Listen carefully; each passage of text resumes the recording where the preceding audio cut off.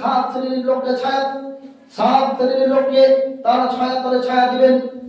ইয়াউমা লা দিল্লা ইল্লা দিল্লুহু, যেদিন তার ছায়া ব্যতীত আর অন্য কোনো ছায়া থাকবে না। কয় শ্রেণীর লোকের কথা বললাম? সাত শ্রেণীর লোককে ছায়া দিবে। তার মধ্যে এক নম্বর হচ্ছে ইমামুন আদিলুন, ন্যায় বিচারক নেতা। ন্যায় বিচারক নেতা সেই যে পৃথিবীর বুকে ইনসাফ ভিত্তিক বিচার করেছে, সেই ব্যক্তিকে আল্লাহ রব্বুল আলামিন তার আরশের ছায়া তলে ছায়া দিবেন।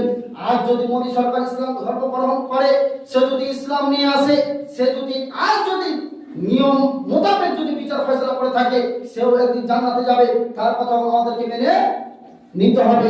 এটা হচ্ছে আল্লাহ রাসূলের কথা। কেমন?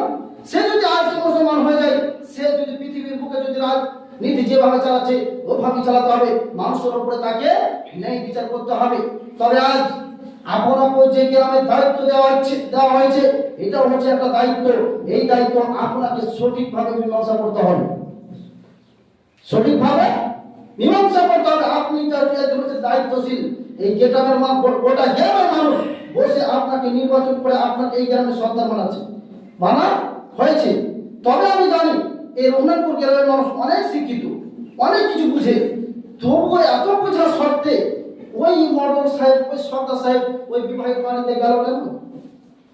কিসের জন্য গেল? তাদের শরম হয়নি? লজ্জা হয়নি? ইজ্জত হয়নি? ওই বিয়ে বাড়িতে যে ডিজে বাজছে, গান বাজছে, মোবাইল সম্পর্ক, সেখানে প্রথম থেকে শেষ পর্যন্ত পুরোটাই হারাম পন্থাতে চললো। সেখানে কেন গেল? সেখানে কেন যাওয়া হলো?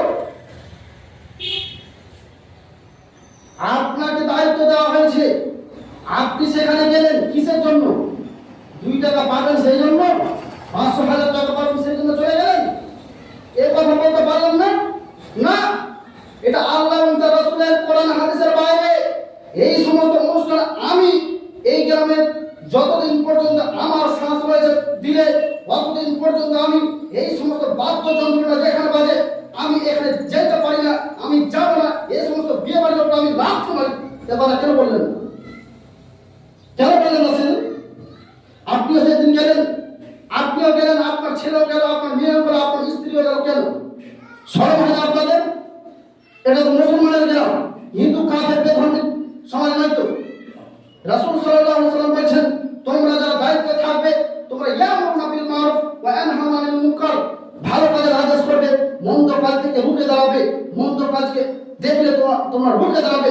প্রথমে তোমরা হাত দিয়ে যদি না পারো, মুখ দিয়ে করবে, মুখ দিয়ে না পারলে অন্তর থেকে করবে। আপনার অন্তর পরিমাণ ঈমান নেই।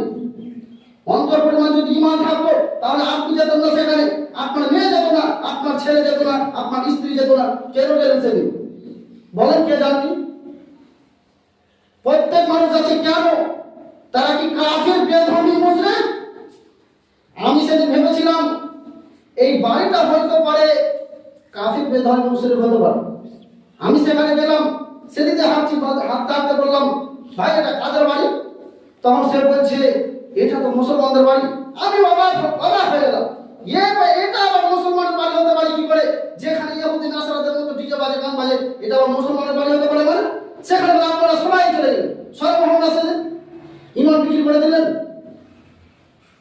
রাসূল সাল্লাল্লাহু আলাইহি ওয়াসাল্লাম বলেন, ইয়ামুরুনা বিল মারুফ ওয়া ইয়ানহাউনা আনিল মুনকার, তোমরা ভালো কাজের আদেশ করবে এবং মন্দ কাজ থেকে নিষেধ করবে। এটা ওই সমস্ত হুজুরের মুখে জুতা মারা উচিত, যেখানে তার শুরু থেকে নিয়ে শেষ পর্যন্ত পুরোটাই